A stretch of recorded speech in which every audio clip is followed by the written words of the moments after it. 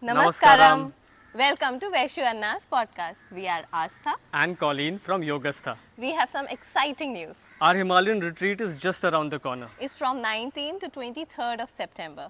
Join us for some yoga, sattvic food, and fun in the mountains. Vaishwanna will share with you the coupon codes for exclusive discounts. You can reach out to us on Instagram to register. And for more such yoga retreats in Goa. See you there.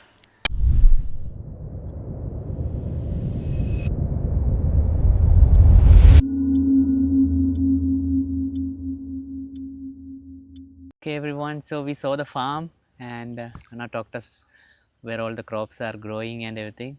So now could you talk us a little bit about farming and why this is important?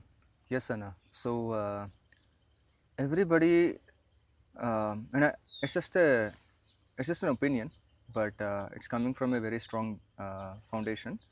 That I remember when Sadhguru spoke about rally for rivers, he said everybody that consumes water has to rally for rivers. And then for save soil, he said everybody that consumes food has to save soil. Save soil. Right? So it is absolutely essential today that everybody that wants to live well has to farm. When I say farm, I'm not necessarily talking about this method, that method, this thing or that thing. Essentially right now, just getting in touch with the soil here, just feeling the earth, feeling the soil as much as possible, because in your capacity you may be living in a big city and that's okay. What's the big deal? To connect with the soil, you don't need to have big acres like this, and you can connect anywhere, wherever you are. You're wearing the Save Soil shirt, Yes, right? yes, So yes. are you in the village in a farm to do this? No, you can do it anywhere. Right. Soil is abundant, but the way we are constructing the houses and everything, we are creating that creating an image that we cannot get in connect with the soil, and that's not true.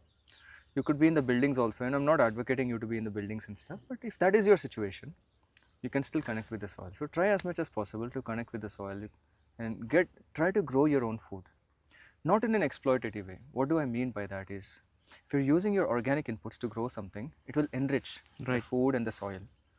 In the same place, if you start growing chemicals with chemicals, it will degrade the soil, deplete the soil, as well as you're creating some terrible food for yourself. So that is exploitation, in the hope of getting something, in the hope of, right? So generally what we say is, for example, if you're using terrace garden or something to grow something in the cities, and some pesticide comes, some pest attack happens, Right. try to use organic inputs. If it didn't work, it's okay. Right. You let the crop go. Right. The next crop will be much stronger than this. Oh, is it? Yeah. Okay. Pest attack is a natural way Okay. of saying that this is, for human beings, we try to control everything. Right, right. But in animal world and the plant world, when something is weak, animals just discard that weakling. Right, actually. right. Even if it belongs to them. When it knows that it doesn't have a good chance of survival, it will discard it, leave it alone. Same thing with the plants. Plants don't know how to leave it. So instead, they invite the pests. And the pests will just feed on it. And all the organic content will go back to the soil anyway. It's not going somewhere else. Right, right. And that will enrich the soil for next crop. Right. So wait for the next generation. It's okay. Right. So at that point, we lose a little patience. Right. We'll be like, maybe once I can apply the chemical for this pest. Right. So you want to live in harmony with nature. That symbiotic relationship. See, symbiotic again, it becomes like a business deal, but harmony is very important. For you to understand how nature is working, and if you want to be with nature, you want to do things a certain way. So recently, when I was in Rally for Rivers, Okay. we read the policy. Okay. I never stepped into a farm or field or Okay. place where they're growing things. And I was like, my head was like this, Right. with information, Right, knowledge and information, Right. like useless data. And I go on with this big head. When people ask questions, I used to answer questions very intellectually, Right. without ever stepping into a farm or a field. And that is very dangerous. Right. Okay. Because now you'll be like, oh, this guru said you have to do this kind of agriculture. Right, That right. guru said you have to. No, it doesn't work like that. You come in contact with the soil. Then you will know. Then you will know what is relevant to the context. We don't have water. I'm just giving an example. I was telling you, here is the region which is a very dry region where we don't have water. Do you want us to exploit the underground water resources No. just to grow agroforestry? Not possible. Mm-hmm. You understand what I'm saying? Right, When you're right. thinking about agroforestry, Right. you went to the sandalwood class. Yes, yes. Do you think sandalwood trees will come up without water? It needs water for at least 3 to 5 years Right. consciously Right. throughout the year. Throughout the year, right? So when monsoons comes, you're lucky. How about the rest of the time? India is not blessed with monsoons throughout the year. You will also not enjoy if it's monsoons throughout the year, right? You want some spare free time also. So you have to see what is relevant to your context. If you're living in a region where there's a lot of water, use it. In the region where we are at, growing crops itself is difficult, naturally. Now if we want to grow trees, we have to be very careful on how we plan. So that is very important. That's why when I came here, I wanted to aggressively create a forest. And then I realized the soil is not very conducive. You know, that pit, Right. it's only 2 feet deep, Okay. you hit rock. Okay. There's no soil. 9 inches of soil, that's it. And that soil is also not completely evolved soil. Very, very poor, rocky soil. So when there's no fertility and there's no biomass, our immediate duty is to create as much biomass as possible. And that's why we're letting all this vegetation to grow. And we want to till it back into the Till it land. back into it, right? That's it. That's the only way you can improve it. There's no better way. So that's why we are focused heavily on the crops right now, because with the crop residues will go back into the soil. At least we can grow food and we can offer it to people.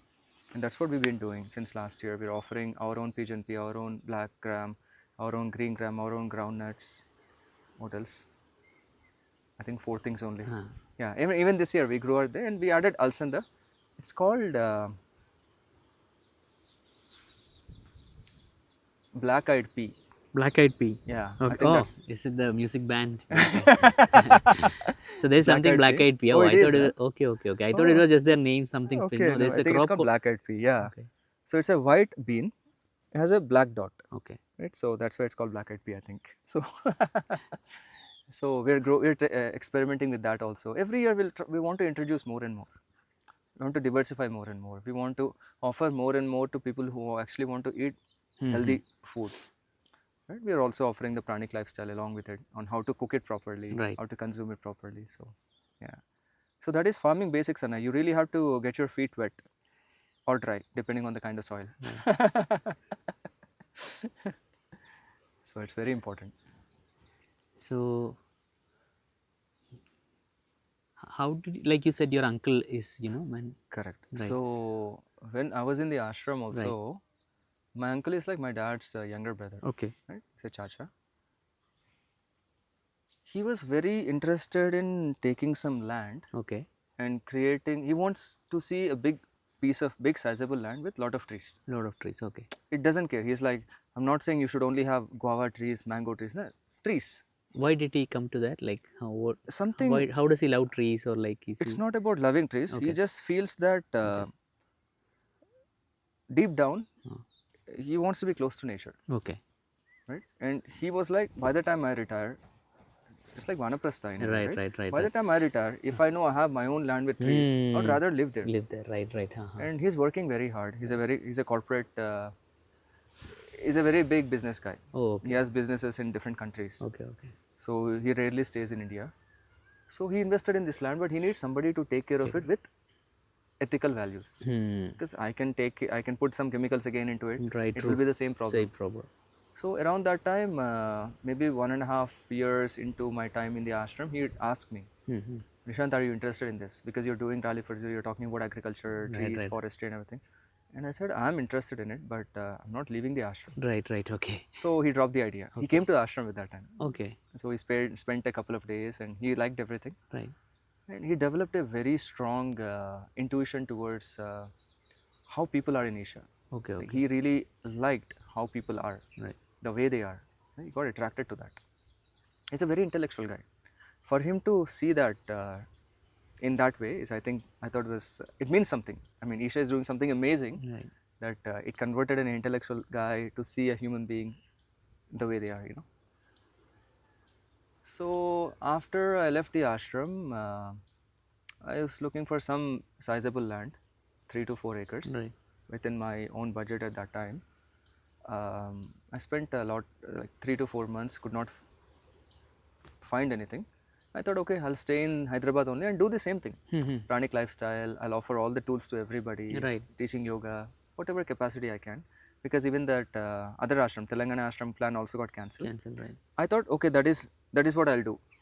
Because I found that as soon as I came out of the ashram, there's more need for people outside to get in connect with Sadhguru, getting connect with the yoga tools and so many other things, not just Sadhguru yoga tools, for well-being. There's so Right. many tools Sadhguru offered. We want them to be accessible to them. So I thought I'll do that. Fortunately, my uncle called me around that time again. Again. He said, I took land here in Karnataka, are you interested? I said, but Karnataka means I have to learn Kannada now. I was going through all the calculations. I'm like, okay, fine, we'll see. Right. And then he said it's in the border only. Okay. Then I it's said, okay, then some connection will be there. So, because I'm not very good with languages, I'm very bad with languages. And Anna is lying. He was teaching that kid yesterday, Ravi. I saw. Ayyo, no, Anna. You'll be shocked to know that when I first moved to Karnataka, after coming here, I learned Hindi, Oh, is it? not Kannada. Okay. It's how sad my life is. I came to a state where Kannada is the primary language, but I learned Hindi. So I sharpened my Hindi maybe. A little Hindi I knew, I just made it better. But I came and checked out the land. I saw how poor the soil is, and I thought, okay, I need the land, I need the size. He's offering it. We'll start. And I did not know much about Karnataka back then, and I came. And from that point on, you know the story of that podcast. Right. But from the agriculture point of view, I struggled a lot because corruption here is very high, not comparable to any other state. Okay. One of the top 2 in the world, in India, sorry. Okay. The world. In India. Considering that registrations were delayed and delayed and delayed. First 2 years were gone, third year was gone. Oh. So third year we are able to, which was last year, Oh, is it? Okay. we are able to grow some crops properly. Okay. And this year we are doing it properly again. Right. Still today, part of the land is not, registration is done not yet. So agriculture is a very involved thing. In a way, you have to dedicate your life for it. See, we are doing it part-time. Right. If you, ideally speaking, and if I choose to stay here in this farm, just give me 2 days. Within 2 days, I'll lose all the interest to go back to Pranavakshetra. Is it? Okay. Yeah. I'll get this, because you get blown away by nature Right. to such an extent where you don't want to go back anywhere. Because it's so beautiful here, you're able to grow your food, you have your water here, you have all the planet, animals and people also living in some sort of harmony here. And why do you have to go back to that life? So that's why consciously I don't stay here for long periods of time, because I know when I stay here, when I go back there, there will be a phase of depression again. I'm like, to do activity, I don't get my fire again, so I have to build that fire again. So consciously, at the moment, I'm trying not to stay here for a very long time. And luckily, Pramodana came. He's handling the farming side of things, so it's helping me a lot. Or else it's a very involved effort. 24/7 you have to be here only. Beautiful, Anna. So thanks to your uncle also, who. Right. Thanks to my uncle, yes. Without him, I think none of this would have been possible. Right. And yeah, very, very thankful to him. So now the main question, Anna, not the main question, just we were talking about it. Yesterday it came up in the thought. Yeah. Who are your the main supporters in this, and who are because I see even in some people are like, is this Sadhguru's, does the Sadhguru's vision, or a lot of things happen. Yeah. So in the opposition, right? So, Yeah. it's I want to frame it right so that it reaches everybody properly. You have to understand that the best of the gurus on the planet faced opposition. Right. So I'm not saying I'm a guru. If they faced opposition, who am I? I'm nothing compared to them. So me facing opposition is just a natural reality. Obviously I have to face opposition. I think I put the question politically correct. I'll be a bit more raw. Why do meditators oppose you? That's like the simple question. Yes, Sana. I understand your question. No, I'll I also- I just wanted to be Yeah, little yeah. open to the audience also, because I always try to be a little politically Isha correct. I thought maybe for this I won't be. This is a burning question, not just for me. A lot of meditators who actually want to do something outside, Right. they go through this. We connect once in a while. Like I connect with you and a Right. few other people who actually want to deliver something. Right.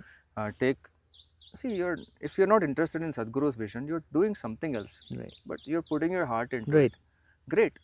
I'm happy for you. Right? I don't oppose to it. I don't say, oh, this is not Sadhguru's vision, you don't do it. Okay, doesn't matter. You want to be the best professor on the planet, you do it. Sadhguru wants you to do that. He says, whatever damn thing you want to do, Yeah. you do it well. Don't do it haphazard. So now the question is, if Sadhguru, I'll put, and this is a little more blunt when I say this. In the initial years of Isha, okay, I want you to guess this. Who do you think is the biggest opposition of Isha? Okay, I don't want to be politically correct. Yeah. Okay, let's talk this the way it is supposed to be. Right. Spirituality in India is a very Hindu thing. Right. Okay, no doubt about No it. doubt about it. Okay, it is whether it is universal or not. I'm not talking or debating about that. The perception is it's a Hindu concept. It's a Hindu concept. Yoga is a Hindu thing. Yoga That is a Hindu concept. thing and everything. That's a perception. Perception. Whether how people want to look at it is different. Right. If that is a general perception, and Sadhguru started an ashram with Dhyan Linga and the space and offering yoga, who do you think would be the opposition? It should be definitely the people of other religions who follow other faiths and all, other than Hinduism. Other than Hinduism. Right. Okay. But the biggest opposition, do you know who they are? They're not from people from other faith. Right. They're Hindus themselves from Tamil Nadu. Tamil Nadu. Okay. Devout Hindus, not simple Hindus. Simple Hindu. Okay.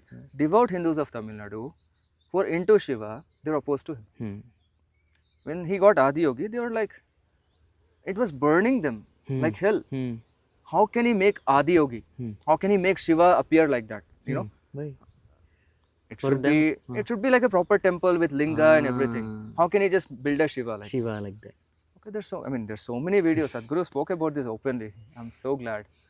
So the problem, I'm telling you the root issue with all these things. Whenever we go into religion or cult mentality, where we think this is it and this is how it should be. That's an imposition. It will not go very long. You'll get into continuous arguments.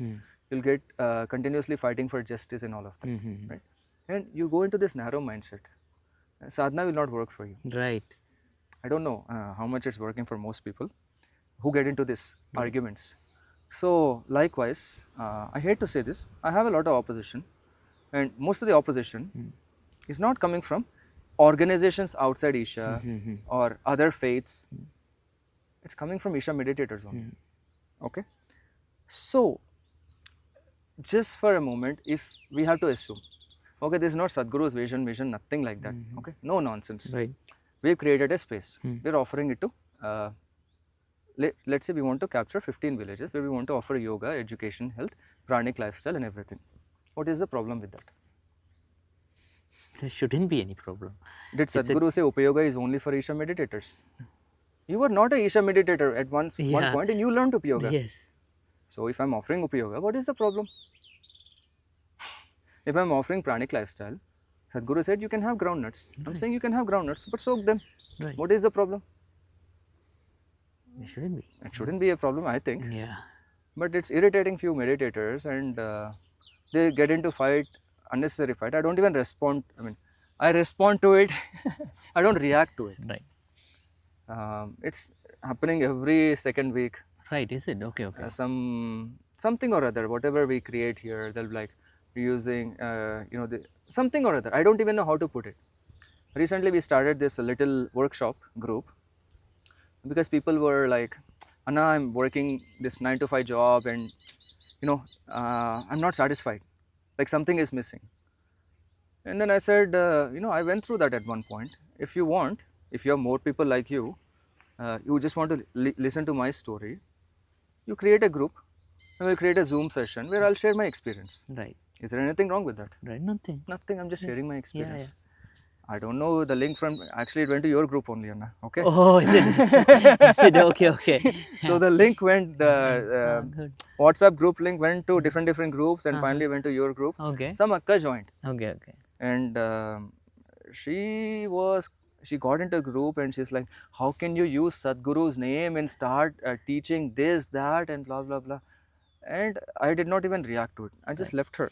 She fought with every single individual, 60-member group. She fought with all the 60 people in the group. Oh, okay. And she said, all of you are idiots. Okay. Finally, I saw and I said, Akka, okay, it's fine. We're all idiots. But if you're not interested in it, it's okay. You don't have to be here. Right. I don't know how you got here to begin with. It's not meant for you. Yeah.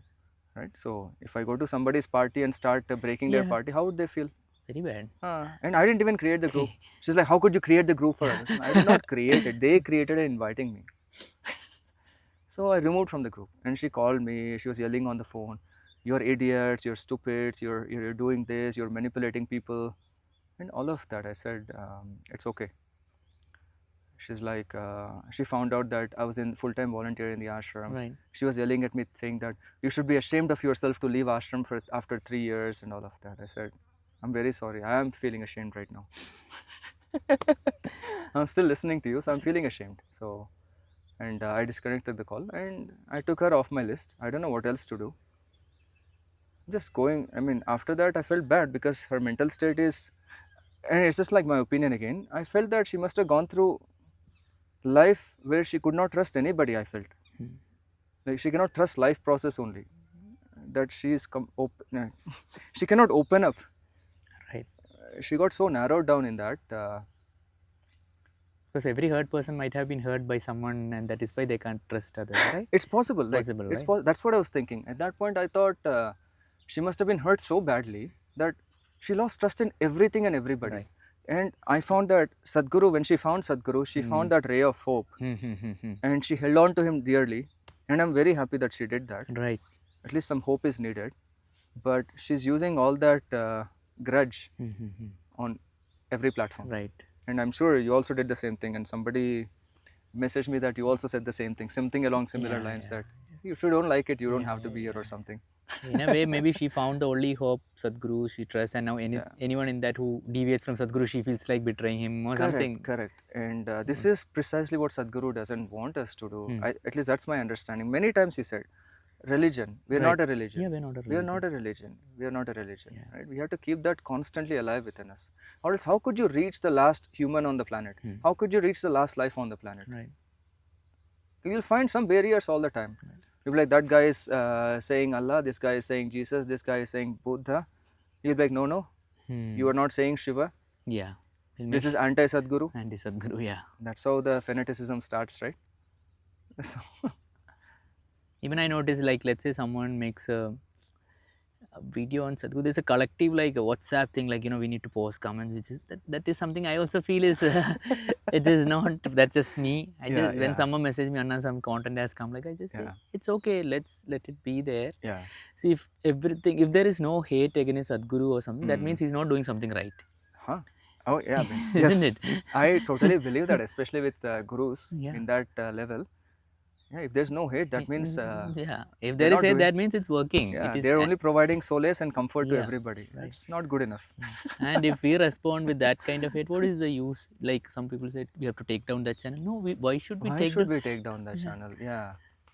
I mean, there are warriors trying to take down your channel, actually, I'm sure. Oh, yes. But, I mean, yeah, very Maybe, possible, Akka. maybe a little But bit. what is the point? What are you, I mean, what are we trying to achieve here? I still don't know. If you could put half of that efforts into something else, and that's what we're trying to do. Right. Because I know I can go on engaging in this online war, because I know there are so many things that are wrong online. Yeah. But I can engage in that 24/7, or I can do something about it in my capacity. In my capacity, I'm doing this. I'm doing some farming, and we're Right. teaching some children, and we're offering health classes to women. Right now, we're starting Vajrpavani. So Vajrpavani is. It took me 3 days to come up with that name. And again, like, you just sit with your eyes closed, it comes.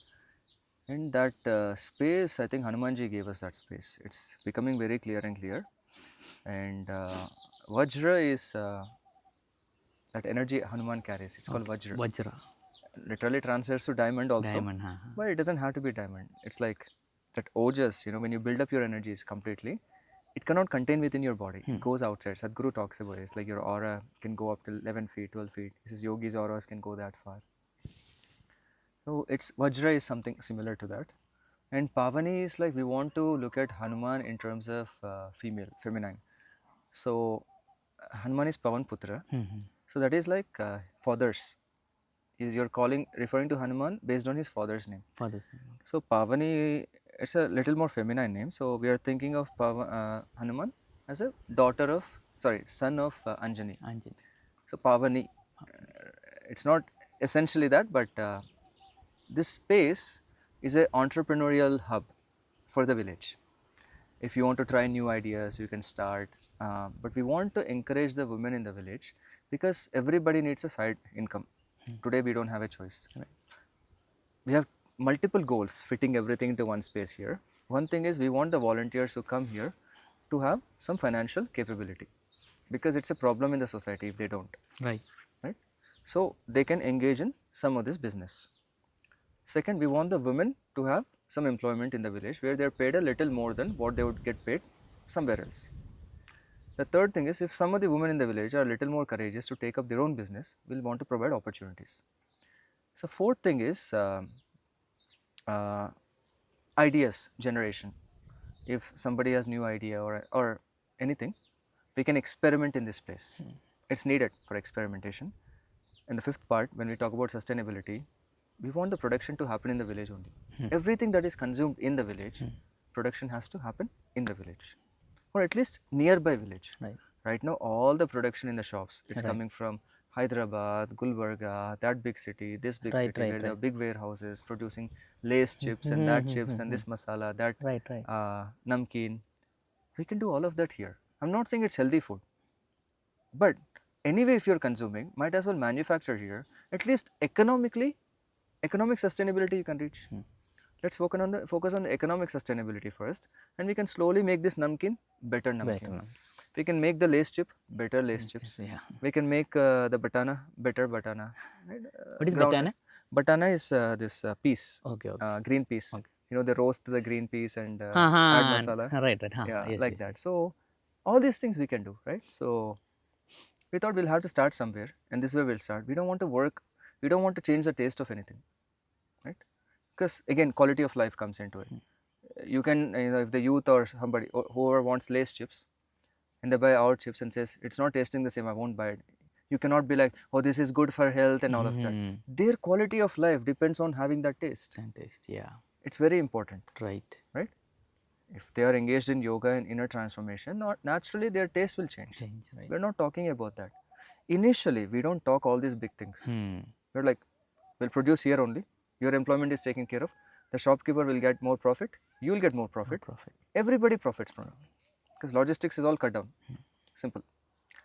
So in that scenario, we've been thinking about it. Now everything, 5 to 6 goals are coming together at once. So it's a very beautiful place, ideologically in a sense, to have everything at once, and even volunteers can benefit. Women can benefit. We want exclusively women to be a part of it. That feminine should not go. Because once masculine heads come into production, then exploitation will start happening. And the sensitivity will drop. And I'm not saying there cannot be feminine males. But generally I'm saying, there's some sort of a sensible way of looking at things when you have females involved. They do things little more better. I found it. Generally, right? So like that. And they are very innovative. When we are talking about food, they get innovative with it. Right? Men, especially in the villages, they don't cook. We cannot ask for ideas. How to make these chips better? They'll be like, we'll buy the chips. But if it's women, they'll be like, okay, maybe we can reduce the flame of the stove, or we can increase this masala a little. They're used to it. So it's better, I thought.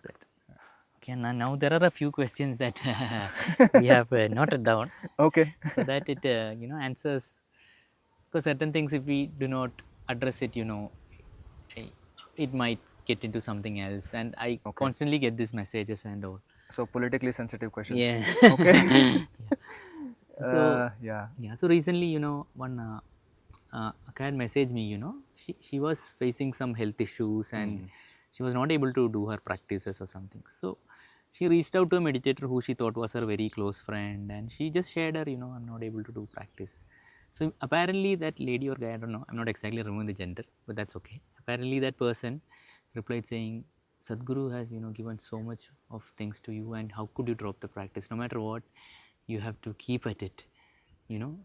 So I understand, Sadhguru has told it in a different, this is what I feel, that you should do your sadhana one day at a time, and you should keep at it no matter what. But when someone is reaching out to you like that, so is that the solution? No matter what happens in your life, you just keep up the sadhana and it will solve everything in your life. Is that how we look at it? It really saddens me to listen to this. I just feel like crying only, actually, just to think about it. If you're really doing your practices and if your sadhana is on, the first thing is you should really be empathetic towards other human beings and other life. The pain that he or she must be going through when they expressed in confidence to you, trusting you, and you responding that you're questioning their commitment towards sadhana. It's completely different things, no? So sadhana, please consider this as my opinion only. It is not a real answer. That sadhana is amazing, essential. I don't doubt it one bit. But you got into an accident, Anna. You're not able to sit. Right. And you cannot come to your house and be like, you're not doing Shambhavi. Sadhguru gave so many tools. What is wrong with you? Right. You'll be like, Anna, I cannot sit in proper posture. Waste of life. Right. Okay? It doesn't matter. You are in that situation, I don't care. You have to do Shambhavi. So that's a very unempathetic way of living a life. And I cannot subscribe to that. I'm not trying to put my identity here strongly, but generally, some empathy towards life is needed. And I'll give you an example of how Sadhguru, what Sadhguru says to us. When people are in survival mode, which by the way, is when people are going through health issues, you have to classify it as a survival mode only. Okay. You don't think of it as only when some sort of well-being is there, you talk spirituality to them. Until then, you don't talk all of that. You approach them or talk to them as a human being only, as another life. It's not very difficult, I think. So, yeah, Sadhguru has given us so many tools, and he has given us at least more than 200 tools easily. Yeah. Are we doing everything? No. Is there any single sadhaka who is making use of every tool? Next. So, what is the benchmark? Right. See, it's True. what are we trying to get? We're going to another rat race Rat race, yeah, with sadhana. with sadhana. No, we should not be. It's very ugly to look at the tools like that. So, if the tools are working for you and within you, I think you would really understand. You would be empathetic towards the other person, and offer. If you have the solution, offer it. Or just be quiet and be like, see, I don't know how to answer this question because I've never experienced it. Right. It's very simple, right? You would only understand when you experience it. Or if you reach the state where you can actually really feel what the other person is going through, then you have to talk. Or else you should just be like, I'm not the right person. Humbly you can say, I'm not the right person. Maybe somebody else can help. Right? So already they must be low in confidence because of health issues. And when they hear things like that, out of guilt only, Yeah. their health issues will get worse. Boss, yeah. So you should never put somebody in guilt. It's not good for your karma also, I think. Because now you're not affecting your own thing, somebody else's life also you're affecting. Is that what you want to do in life? You want to make it better for them, great. Right. Don't make it worse for somebody, So the answer is really, if you have the empathy, if you have some humanity within you, try to be with them and I try to understand. If it's within your capacity to understand, offer solutions, simple solutions. If it's not within your capacity, offer it, let somebody else handle it. What about the other side of the coin, where someone is not doing any practices or anything, but they talk all about Sadhguru, they post everything. There's always another side. It's recently I felt, and actually one Akka, she faced a lot of flack, she just posted something, her opinion, just posted, there are a lot of people posting on Instagram and they're just taking the sanctity out of the sadhana. They post about daily, doing so many hours. Hmm. It was just her opinion. I understand. Yeah. Maybe she might be wrong. She might be right. Yeah, Many yeah. people might not even So it's ascribe. like she's spamming the group or something? Nothing. Or She's nothing? just posting on her own personal ID. She's just sitting there, and she usually posts a lot of nice content. Like Okay. nice Akka. I met her in the ashram. I volunteered. Okay, with so her. she's also posting what sadhana she's doing every No, day? she's not posting. Oh, She sometimes once in a while she posts about Devi. She posts Devi pictures. okay. Yeah, this Akka. Okay, let's. I know Lakshmi Akka. Everyone knows because it was a huge hangama on Instagram. yeah? Yeah. Okay, okay. So Lakshmi Akka posted this. She's a very. I met her in the ashram. Mahashivratri, I volunteered with her. Hmm. Simple person. So Hmm. so once recently she posted, something like at that time I think this 21-day yoga challenge was also going on. Okay, Okay, okay. And so what did every- she post?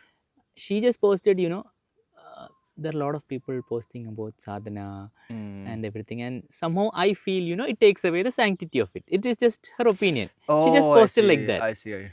But what happened is it offended a lot of people who are, daily posting their sadhana, and Ah, it's okay. I agree. Maybe they are doing it for the 21-day yoga Yeah, challenge, yeah, and yeah. it's a message that needs Correct, to. I highly understand that. correct, So correct. they could have just told her, Akka, we do not agree with this. But I noticed that, and it is some of the so-called teachers also, they were hell bent in taking her down and Yeah. posting. So where is that coming from? Like, Yeah. So first of all, fundamentally, I want to say again, whatever we are discussing, it's an opinion. it's an opinion. Yeah, At the end even of the this is day, my it's- opinion. It's yeah. my experience Yeah, again. yeah. At the end of the day, so you could be a teacher, you could be a Swami, you could be a guru. It doesn't matter. And maybe if you are realized being, I'm not including you as part of this group. Let's say, right? You are still a human at the end of the day. So when you said teachers are also doing it and things like that, they're Even still I human might have beings. been doing it. I might not be really. Correct. Yeah, I Even always need a I'm sure guidance I've back. done it also. Yeah. We're all human beings at the end of the day, so there's no big or small in this. That's one thing, Right. right? So if you're doing it, you're doing it. Yeah, Simple. that's it. Yeah. That's it. That's one thing. Second thing is people posting about sadhana. Because I posted a lot about me doing sadhana. Correct. So in a way I should have got offended by Correct. it. But I didn't feel any You of didn't feel any yeah. offense, right? So if you we did a podcast recently with Sneha Akka, but I did not release much parts of it. But in there, I spoke exclusively about this, that if you get triggered by little things on social media, okay, two things are not happening. One, your sadhana is not happening. Right. Number two, you're just wasting your energy.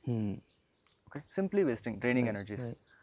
You want to, I think I mentioned it recently for controversy. You don't want to drain your energies. If you are a true sadhaka, don't drain your energies. Whether you want to post about sadhana or not, it's your thing. It's your thing. Yeah. Right? You just did it and you're done. That's it. What other people think about your life, they're not attacking you directly also. She posted a general message, right? That's what you're saying. Yeah, that's a general message. Why are you taking everything personal? Are you really that big? Yeah. I don't know. Are you really that big that everything that everybody is posting on internet is about you only? Right. Don't get offended for little things, and there are bigger things happening. And we lose perspective a lot of times, right? Perspective is basically we have to remind ourselves every time that we are living in a very safe world where everything is open and we have a lot of freedom. That's why we are able to say all this nonsense. Right. There are many places on earth where you're not able to even post an opinion on internet. Right. So you should appreciate that you're able to say so many things, so you can add value to the platforms or on the platforms, Right. or you can simply get into fights. Right. Okay, whether, I don't know, if Lakshmi Akka posted it, I'm sure she must have felt maybe irritated Right. by too much this thing. I'm like, sadhana is a personal thing. Why am I seeing sadhana messages everywhere? Right. True. And is sadhana really doing or being? That's a question that we have to ask ourselves many times. But if you're really trying to establish yourself in something, doing is maybe it gives you some satisfaction. You could be like, I've done 3 Surya Kriyas today. Initially, maybe that is the only accomplishment. Then slowly, I feel it's an evolution, because I've also done it. I used to be like, I did 6 hours of sadhana today, I've done Surya Kriya, I've done Yogasanas, I've done Angamardana. I used to remind myself, I've done so much.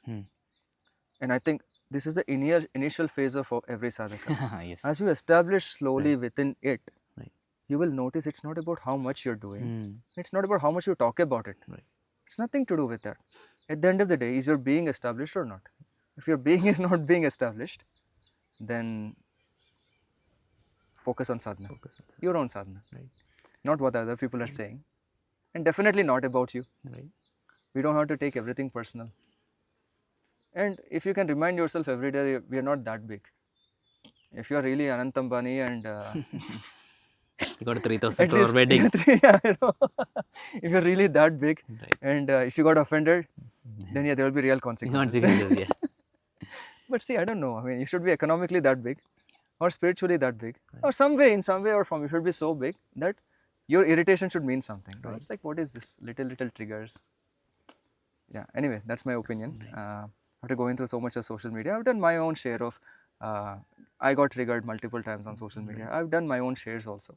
No doubt about it. But Yeah, because it means like to me also, like recently I was going through, somehow I was feeling, you know, whenever I was opening Instagram, I was feeling a very low phase.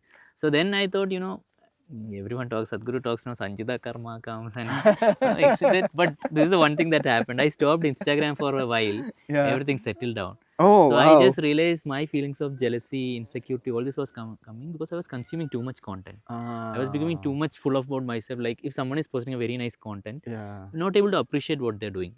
Instead, I Hmm. am coming from the place like, oh, why didn't I post it? Post I should it. have the one. Correct. It took me, since I don't know, maybe because of the practices or something, I was aware of this is happening. So Correct, I was correct. able to stop for some time, and Very it good. came. It was like I understood. Oh, it's just Instagram and not Sanchita Karma. These are the beautiful experiences you should share more, Anna, because these are realities of human being, right? You could be doing your practices for 20 years. It doesn't matter. You will slip. Right. Invariably, you will slip. Even for one situation. Don't tell me there's a sadhaka who doesn't slip even after 20 years. No, they will slip. And it may not be a big slip. Right. Slip is a slip. Slip is a slip. It's yeah. simple. Yeah. So when you talk about it, somebody else can learn from it. And like you just said, you spoke about it. And I know I can get into a situation like that because I'm not saying we are famous. Who knows? Yeah. Right? When things get bigger, right now our groups are getting bigger. Bigger, yeah. And we're getting so much flack. And I'll tell you, I'll share this one instance. Recently it happened. The Hanuman group. Recently a couple of people got added for the upcoming Purnami Sadhana. And continuously posting messages, opinions, continuously. Every 5 minutes I look at it, I'll seeing 30, 40, 50 messages. And other people are getting irritated. Right. Naturally. Right. This group is not for that. Yeah. Yeah. So I thought about it and I said, okay.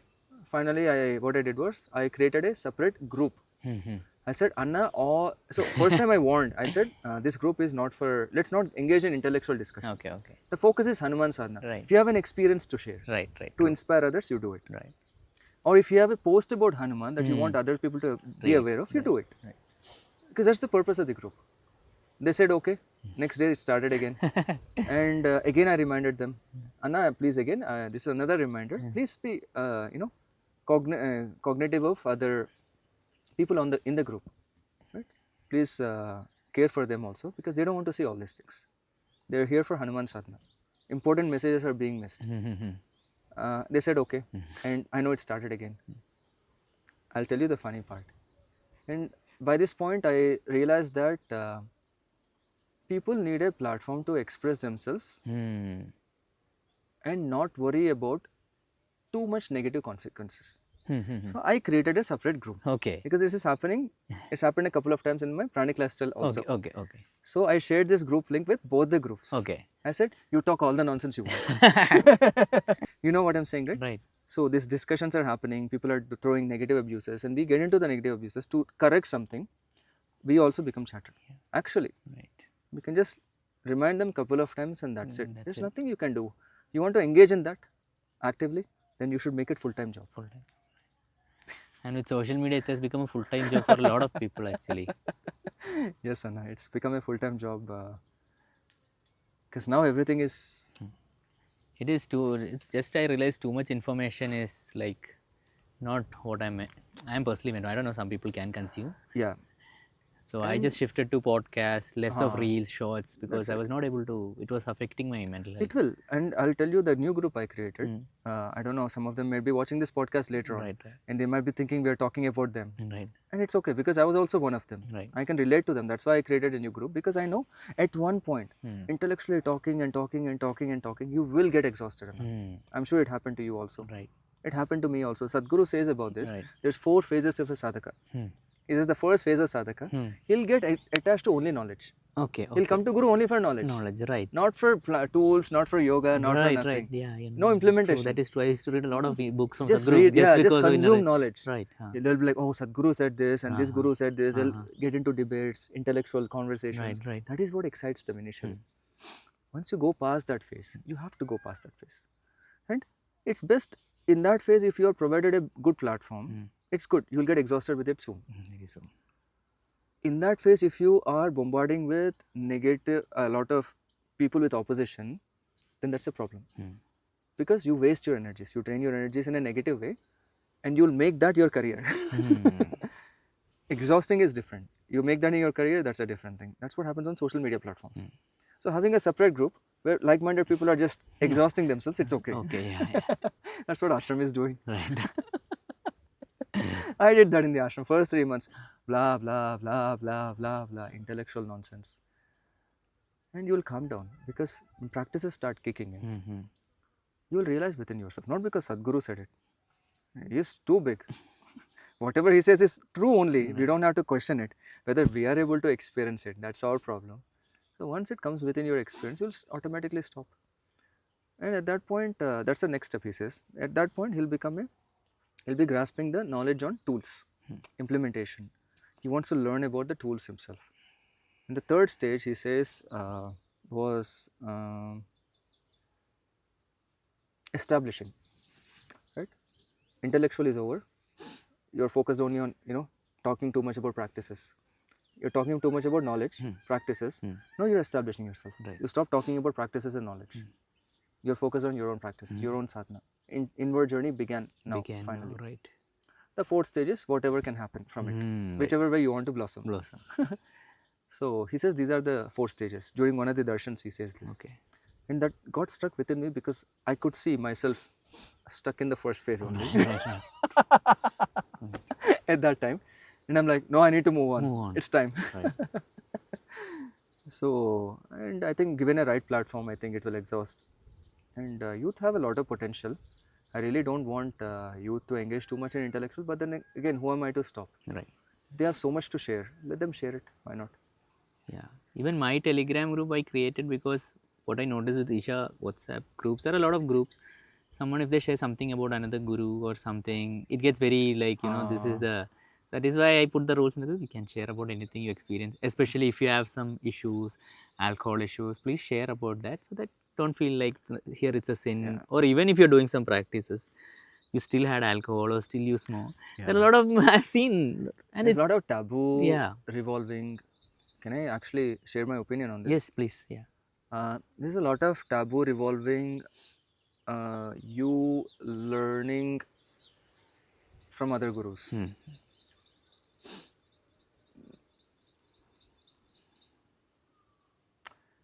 You have to clearly distinguish between sadhana, where you're initiated into, versus skill set. Skill set, right. Okay, the skill set could be gross to subtle.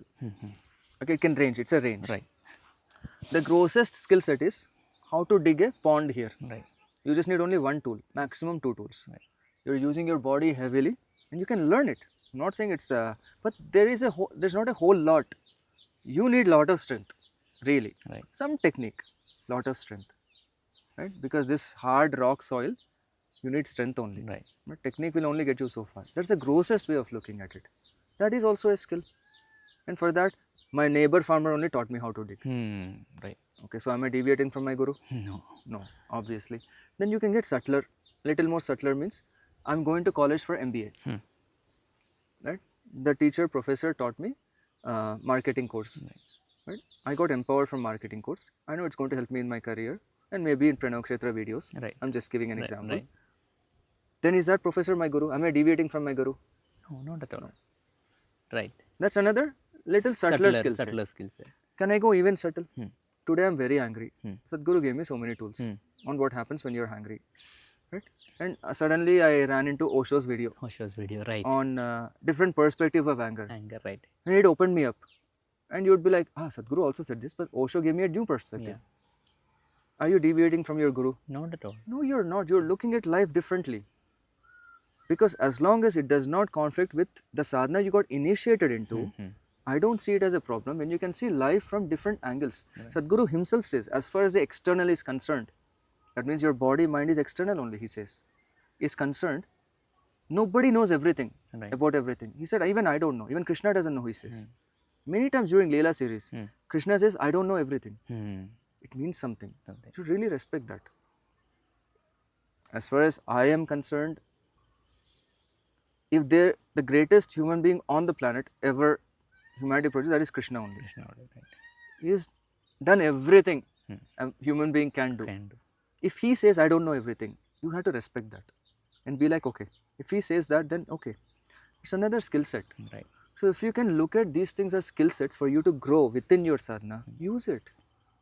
And Sadhguru himself says, you use every opportunity you get in your path. When you're on the path, use all the opportunities because everything will help you. Don't disregard this or that. If that is helping you, use it. If he is helping you, use it. So I think it's become a taboo where, again, this is the problem with when you make spirituality a religion. Right. Everybody, it happened with all the gurus. Right. We don't want it to happen here with Sadhguru. I don't want it to happen. I want it to remain pristine in that state, a beautiful spiritual state where you can connect with human beings at life level. Right. Not because of some doctrines or something or some principles or things like that. You connect with each other at life, as a life, another life. I don't think it's not very difficult, I think. So, yeah, I don't think it's a problem, Anna. It's fairly straightforward. There's some guru, again, if you're going to take initiations from a different guru, you question yourself. Right. I'm not an expert in that. I don't want to tell you. But I know energy initiations, I shared my experience. It's very bad for you. Correct? Having two gurus initiating you is very bad for you. Don't do it. I'm telling you from experience, don't do that. But then again, you want to explore it, it's your life. Yeah. Right? You listen to me, listen to 20 other people, you decide what you want to do. From my experience, Sadhguru slapped me 20 times or more and told me don't do this stupid nonsense. I stopped.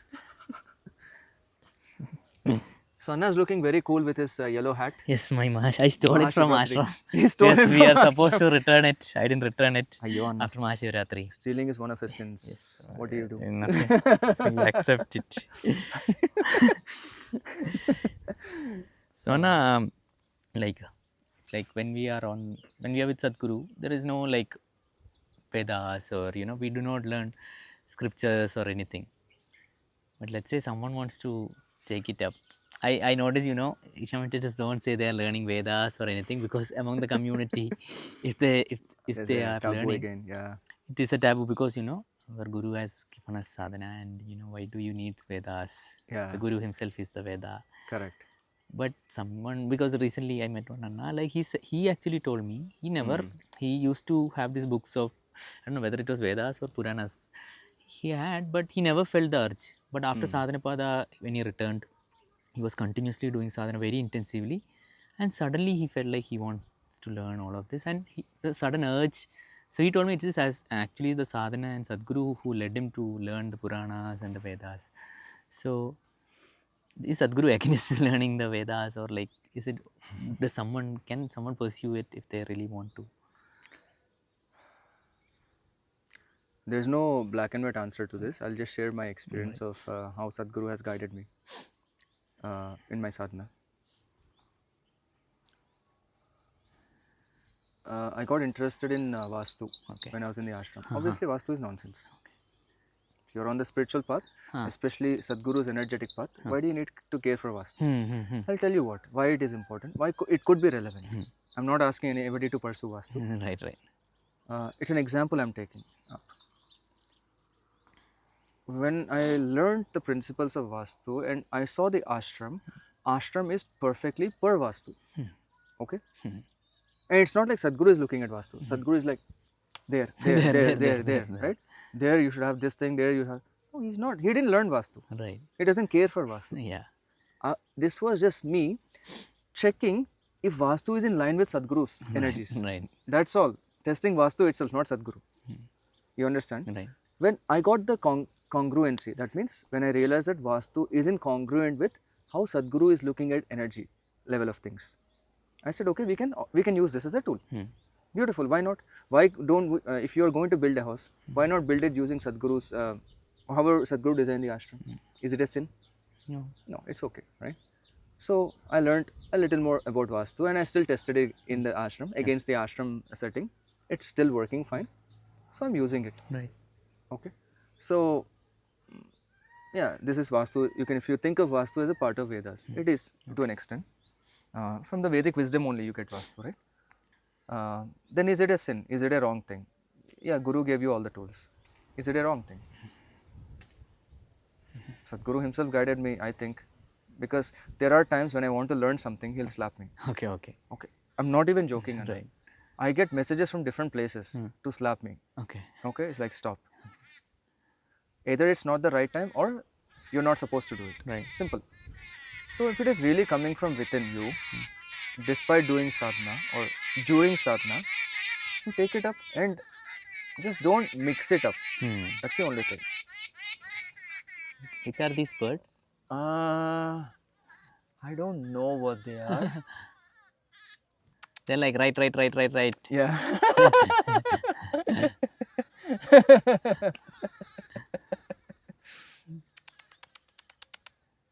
Okay. They left, huh? They left. They went to the other tree. Other tree, okay. They didn't realize we are here. Yeah. Okay, we disturbed their ecosystem. How bad are we? Very bad. One guy still She wants said to yes. listen. One guy wants to still listen. Still listen, huh? So, whether it be learning Vedas or learning music, is it needed? No, it's not needed. But is it a bad thing? No, it's not a bad thing. You understand what I'm saying, right? To understand life, he gave you everything. No doubt about it. So, again, it's another skill set if you want to look at it like that. Are you going to drop your engineering degree and master's degree and everything? Stop your job? Are you ready to do that? Are any of you ready to do that before questioning somebody else? Right? Are you going to give up your livelihood and take monkhood today? Then you can talk about it. Right. Because you have done it. Right. I appreciate that. I mean, it's a great thing. I'll bow down to you that you want to become a brahmachari in the ashram, that you dropped all your nonsense that you thought as your identity. That means either doctor, engineer and everything. You're not doing any job with it. Right? How can you do a job without knowledge? You're maintaining the knowledge, isn't it? That means you're giving it some importance. Without giving it importance, you cannot do the job. So, if Vedas is another set of knowledge, you're interested in learning, do it. Why is it bothering somebody else? Right. So, Sadhguru is interested in trekking. How many of you are trekking? You tell me. Show me the number of people in, keeping their physicality aside and trekking mountains. Right. Very easy to say these things about gurus. This is, I don't want to say this in a negative way. There is this thing in Islam where whatever prophet does, there's a name for it. And this was the times when I almost got initiated into becoming a Muslim. Oh, so I can say all. I read Quran and everything. Right. So there are certain things that Prophet Muhammad, peace be upon him, when he said things like that, people would follow it. For example, part of that would be having only the beard and not mustache. Mustache, right. You are just trying to copy the physical features of the Prophet. Yeah. But really, if that is what you are trying to do, are you really doing everything that he is doing? Right. It goes back to the Shankaracharya story that Sadhguru talks about. Shankaracharya was walking and his followers are coming behind. Right. And he was doing something and the followers are doing the same thing. And finally he took molten iron and then he looked behind and nobody is willing to take. He drank alcohol, I think, no? Or something, something like that. So they also drank. They also drank, they got indulged very happily. So it's like when you're comparing yourself to your guru, then you compare fully. If you are aspiring to have certain qualities of your guru, then anyway you're limited. So you focus on yourself. Somebody else taking up Vedas or something else, because in the external world, there is no limitation to what you can learn and what you cannot learn. And if you can make a clear distinction that your inner sadhana is different from what you're grasping externally, I don't see a problem. Unfortunately, everything I learned with regards to pranic lifestyle in the ashram and outside, Ayurveda, Vastu, whatever these things, are they helping me with my inner sadhana? No. With the external, yeah, it is helping me immensely. Right. Why not? It's helping me with my construction, it's helping me with my health, it's helping me with the village health also. Right. Use it. Don't, again, if you are in complete retreat renunciation situation, you can talk all these things. Not today. We are not like that. Okay, now, so the last question would be, I get a lot of messages from youngsters or people who have just done the inner engineering program. They want to go full time in the ashram, they want to leave. Sometimes things at home might be getting a bit hard and they want to leave everything and go to ashram. Correct. So, you've been in the ashram also. I've also been in the ashram, but maybe not as much as you. Some of my personal experience, I would just share, like, I also, to be very honest, I also thought after my inner energy, I would go to the ashram, I'll do. Correct. My first thing was, many people ask me, Anna, why haven't you done Sadhana? Why aren't you becoming a eye teacher or Hatha Yoga teacher? It's not that I haven't tried. It's just that, initially after I done inner, I was very excited. This is the thing, I applied for Rally for Reverse. Yeah. It's you did? Yeah, it's for wow. 3 years, something. But it didn't come to fruition. No. It was later I realized it was the Akka who had told me to go to Rally for Reverse. Priyanka, I hope she's watching. Later my parents went to her and told he's our only son, don't send him. Something, and then she said, then she only cancelled it. Because I was also like, why did they cancel me? Then I tried IE teachers training, but somehow it was not, I don't know, some unnecessary things were going on.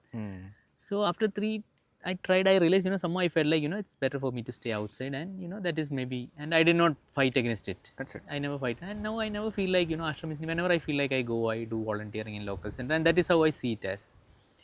But there are many people on the opposite side who have gone also Rally for Reverse, full-time volunteers, and they are also having beautiful life. But especially youngsters who are just, done the program, what would be a suggestion and opinion of yours for them? Do you think they need to experience life in the outside world or experience life as it is? It's a very loaded question because now when you say youngsters, we are talking about whole humanity. Yes, all youngsters. All of humanity with all of different, it's the whole entire spectrum. I want to say just this much for that. Going to ashram or not going to ashram should not become a choice. If that is all is happening within you, you do it. Right? You should not be in such a state where if you want to go to, see, I encourage everybody to go to ashram for 1 month volunteering, general volunteering. Right. You get to know the ashram inside out. You did not understand? Stay 1 more month. Did not understand? Stay 1 more month. 3 months is more than enough because it's 2 mandalas already. By this time, you will understand what ashram life is. Right. Okay. It's not what you see from outside. It's not what the videos tell you about full-time volunteers. True. Please understand that. It's a life that you have never experienced before. True. Okay. The way you wake up, the way you literally every Share little bathrooms. share bathrooms, and it's not, again, you're sharing bathrooms, but it is not like your hostel life. Yeah, it's not like that. Yeah, it's not that. It's very different. Yeah. So it looks familiar, but it's not at the same time. It's not. So for you to get adjusted to that, it may take some time. If you are in such, again, I'm telling you, if you're in such renunciate mindset, you will get adjusted. Easily, yeah, you can. But that's only a small percentage. Right. Just getting motivated from inner engineering, that means you are not like that before. Yeah. It won't happen overnight. But for some people, it may remind them of their inner nature and they'll be like, oh, that's what I want to do in life. That's okay. So I highly recommend everybody to spend 2-3 months. I've had any number of people that said, oh, ashram is this, ashram is that. So you go stay there for some time. So they all, a lot of them said, okay, now is not the time for us in the ashram. And that's good, right? Ideally, I want more and more people to be on the path to support my Guru's vision. See, that is my selfishness. That is, yes. Okay, True. I want everybody to be on this path true. only, okay? And that is like very bad when you think about the quality of life of individuals. Like you drop everything and work on Guru's vision. No, it's not good. But that's something I aspire for. But on the other side, taking decisions with certain clarity is also needed. Especially when you know that this is going to affect the rest of your life in a way, correct? Because hastily if you went to ashram, you found one bad opinion, then you lost the possibility of going to ashram later on in your life. Right. Right? That's not good. Or hastily you went to ashram thinking that you're going to become brahmachari and then it didn't happen. That is okay. You learned something, you came Yeah, out. yeah. That is fine. But yeah, I encourage everybody to go to ashram for 2-3 months. True. Maximum. You within your mind you fix for 3 months and go. Experience everything and then decide. Right? It is not for everybody. Okay? And I don't mean to say that it's not about qualification, and I want everybody to understand being in ashram is not a qualification. It doesn't make you bigger than somebody else. Okay? Just because you're living outside, you're not smaller than somebody in the ashram. It's different. You're involved in different activity in life. At the end of the day, the 5 IE tools, are you exercising them? That is all matters really. Right? How bigger are you making your responsibility? Right? Is it limitless today? Is it limitless at this moment? Are you practicing that every moment? Whether you're here, right, sitting right next to Vaisakh under this neem tree, are you exercising it? Yes. Or in the ashram, are you exercising it? Contributing to Guru's vision is a great thing, but not everybody will be in that situation. And don't jump to it, because I want to say that even ashram is being very critical right now. If your parents don't allow, they won't take you. They won't take you, yeah. Right? It wasn't the case before. They were a little more loose back in the day, but right now they're not taking anyway. So ashram is filtering you right there. Right. But you don't go against the society fully also, because you'll have lot of problems. Again, right? So if your parents start filing cases against Isha Foundation, that is also a problem. It will be very ugly, because it has happened. Right. It is still happening. It is still happening. Right? So like you said, your mother, your parents called up that Akka and said, we have only one son, why are you taking him away from us? Yeah. They went to Somanna, Isha life, they just want to see how these people are. But later now they saw me, they trust me so much. Even if I go to ashram, they don't have any. That's it. I come back. Yeah. And I also learned, for me to be with my parents, it's a very important part of my journey. It's an important part. See, even myself, and I'm not thinking of this as a very big thing. Before I went to the ashram or took on this path full time, see, I wanted to take this path when I was 24 only. Okay. I waited till I was 28, because I knew I wanted to make sure my parents and my sister are taken care of. I thought it was my responsibility. Even before Sadhguru spoke about responsibility during inner engineering, I was kind of exercising them, because it's important to stabilize things around you before you take on that big step. Because you will not do very well, I find, with that constant turmoil of when the parents are going to come, when the ashram is going to kick you out. It's not a good thing it's not a good space to be mentally. No sadhana will happen when No you're sadhana will happen. You'll constantly, and on top of that, you'll find every other person to talk about your sorrow. Right. You'll be bugging everybody. Right. Okay, and that's not good for other people. Right. That's not the space for that kind of stuff. And you want to talk about your issues and looking for solution, that's one thing. But you want to just share your sorrow, that's another thing. I don't think it's advisable, but I want everybody to experience it. No doubt about it. Ashram is the greatest place I've been to in my life. Whatever I am today, I owe everything to, see, I don't even take Sadhguru's name. I'm talking about basic things only. I owe it to ashram only. Bigger things, it's something else. So, yeah, I think everybody has to experience it, then decide. Don't jump. And don't think of it as a qualification. Oh, you did your IE right now. You didn't go to ashram yet. No, don't make it like that. Don't make it again. Like, don't get anybody into a guilt trip. Yeah. It's very bad karma, guys. Don't do that. It reminded me of Steven Anna's podcast with this one Anna, very beautiful podcast. In this, that Anna was saying, he had a friend who really loved Sadhguru, was inner engineering, and he had done Bhavaspandana also. So he was very happy with the practice he was doing regularly. And apparently one of his friends said, you haven't done Shunya, that is the thing. If you haven't done it, it is not. And then he went for Shunya, and I think even Samima also, and then he hated everything, and he entirely stopped the practice, everything. Because that was not what his nature was in a way. Yeah, right. You don't want, I mean, you could fight the nature to an extent. Yeah. But yeah, it's a little difficult. Because sometimes people feel, this is like, yes, I did the program, there was never like, I thought I would do some or something, but it just happened. But I see sometimes there are people who have just done energy, and other people are, oh, you have not done this, you should do it. I only want to say one thing. Sadhguru offered so many paths for different kinds of people. Right, But it still doesn't cover everybody. I want you to understand. right. Okay? Because the spectrum of people on the planet is just too much. The variety of people. So not everybody has to follow just because he's your guru. We don't have to push everybody to. It's very ugly. You don't push people into spirituality. Okay? Very ugly business. Yeah, true. You don't impose I it. tried it with my parents and it was an ugly experience. Guys, don't repeat it. It's a very ugly affair. Now, even if someone asks me, I said, don't do. Why you want? So that is, yeah, there are few things like that you need to be very wary about. Yeah, don't make anything, especially spiritual journey, don't make it a qualification. Yeah. Okay. And I'll tell you one thing. When I first, this is my experience of my spiritual journey started with ISKCON. Yes, So it was a beautiful journey. I got introduced to ISKCON by a friend in Canada, and I spoke about it briefly in your podcast also. So one thing that triggered me back then, I went to New Vrindavan. It was beautiful. They said you come and volunteer, and good food, good place to rest. Is it good food? Oh, Okay. they call it Maha, which is Mahanadana, Mahaprasadam. Okay. It's a feast, Anna. Okay. It's beautiful. What all are there? So many things I don't even remember now. In the US, food is abundant. Okay. So there's no limit on how much. Oh, is it? Okay. It's It's beautiful. not like here. Here also it's there. I mean, if you go to ISKCON temples here also, you get good food. But it's 2-3 dishes only, no? Or is it more? No, that is for people. You're not inside. If you're inside, it's a different dish. If you're Swami and Ma, you're different. Oh, acha.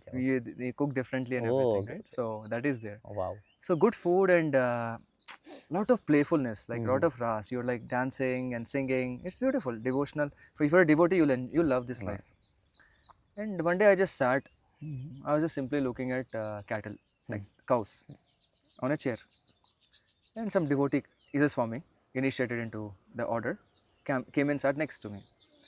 And he was like, who are you? What are you doing here? And I said, my friend told me about it. And some deep questions have come within me. So this is the place I'm starting with. And he's like, why do you have to think all these things? Krishna is the solution for everything and everything. And he's like, don't think all these questions. Don't ask anything. You just surrender to Krishna. You just surrender to Krishna. You just surrender to Krishna. I never went back to ISKCON after that. Okay. I mean, now I go to the temple to connect with Krishna. That's a different thing. Right. Not in that capacity of seeking. See, because it irritated me so much. Now it won't irritate me. You're at a level of maturity that these things don't trigger you much. In those days, when I'm seeking so badly, and you're saying Krishna is the answer, Krishna is the answer, Krishna is the answer, and I know with my intelligence that he has no idea who Krishna is, because I don't also. Right. And you don't also. Some mythical figure. See, with my state in those days, he's some mythical figure. Mythical figure, right.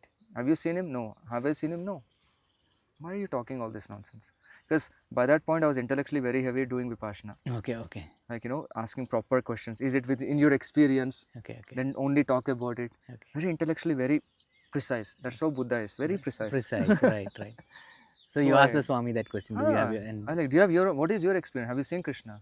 It's like, you just have to surrender to Krishna. He's continuously saying the same thing. He's a young boy. Okay. Like a 19, 20-year-old boy. Oh, okay. And even though I was also young only relatively, I was 25, 26, but still, he was much younger than me at the time. So this can happen to, we are probably doing the same thing as Isha meditators or Sadhguru followers. You should not trigger people like that. Yeah. That's very ugly. True. I'm just sharing my experience because I know it happened to me. So I realized at that time only that I don't want to do this with anybody. It's an inward journey. Yeah. It's your nature. If you have questions about Sadhguru, then I can guide you with the right videos or books or whatever. If I have to come to you and start preaching, it becomes a religion. It becomes a religion, yeah. That's anyway, I think if you really notice, the nature of this whole podcast is, we don't want this to become a religion. Right, yeah. Different people come from different backgrounds, and you go to ashram. You ask one question to every volunteer, it will be a different answer. Yes. The question is, why did you come here? True. No two volunteers in the ashram will have the same answer. I'll guarantee you. If that is the case, who are you to tell somebody what he should be and how he should be? Why he came to this path, it's very personal, or why he or she. In that case, I think it's best if we just focus on our sadhana. Somebody comes to you asking for help, you can support them Right. True. empathetically, Yeah. not giving intellectual nonsense. Empathetically. If they're in a state of too much wealth and not to do anything with it, yeah, you direct them to us. We'll take the money, we'll support them. True. But other than that, if there's any other situation, it takes a lot of empathy to handle some other life. Not easy.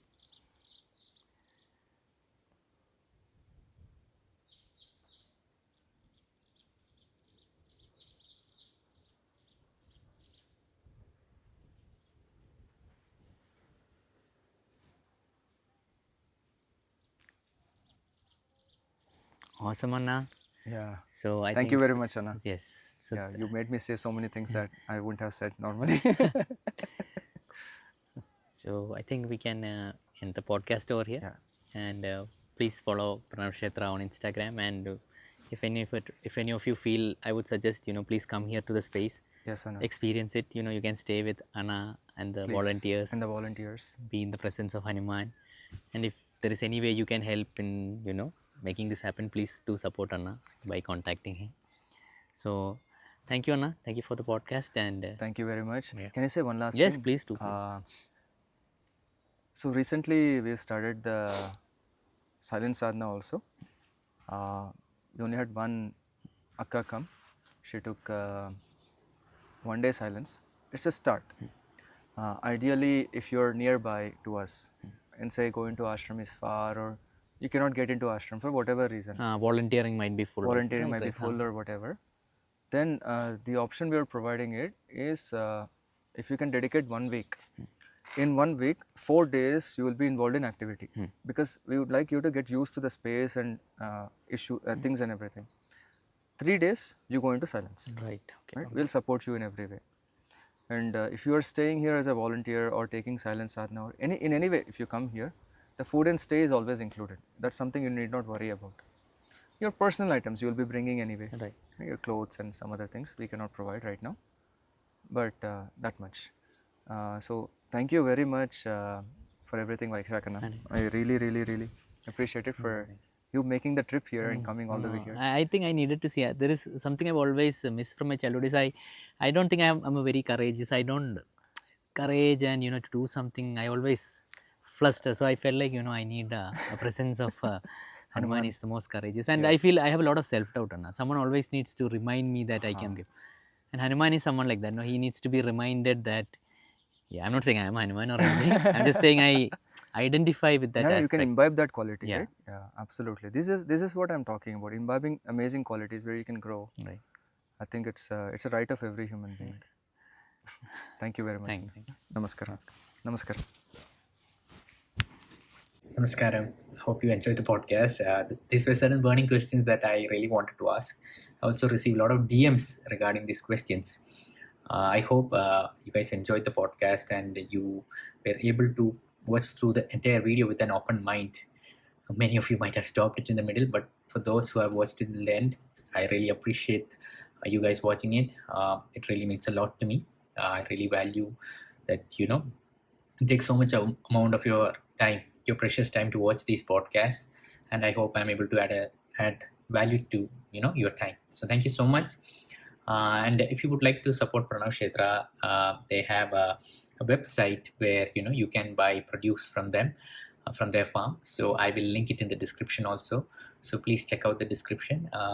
And if you feel like you can buy that, or please join the WhatsApp group, and you can talk with and even their Instagram page. And if you feel like supporting the temple, the building of the Devi temple, or there are a lot of social activities that Nishant has taken up, which requires a lot of support. So if you feel like you want to support a cause, support a village, because if one village develop, Nishant is able to successfully show this model, it can be taken up over maybe in future. We do not know, maybe the whole of India. We really do not know that the potential that it holds. It's these simple things that grow up into big things, and the kind of dedication he's showing, if you can support it in whichever way, that would really be appreciated. Even please use the space. In the coming videos, I'll be showing more about this accommodation and stay facilities there. So you can just go stay there and experience the place also. I would highly suggest you do that. Means even before supporting, I would like you to go there, experience the space and see for yourself the beautiful thing that Nishant is doing. So make sure you do that. So yes, especially if you're someone from abroad, when you're planning a trip to India, we travel to so many places, but if you could spend 2 to 3 days, take in your vacation time, just keep 2 to 3 days. I know you go to the ashram also, definitely go to the Isha ashram, but along with that, if you want to experience the village life in a very beautiful way, I would highly suggest Pranavakshetra. Means the 2 days I spent there was one of the most cherished time, and I would definitely be visiting back. So when you're coming back, if you're traveling from abroad, keep 2 to 3 days to visit Pranavakshetra and come back. I would say it would be one of the most beautiful experience, and you would really cherish it. So yeah, I'll end the podcast there. So I'll see you in the next one. Take care. Namaskaram.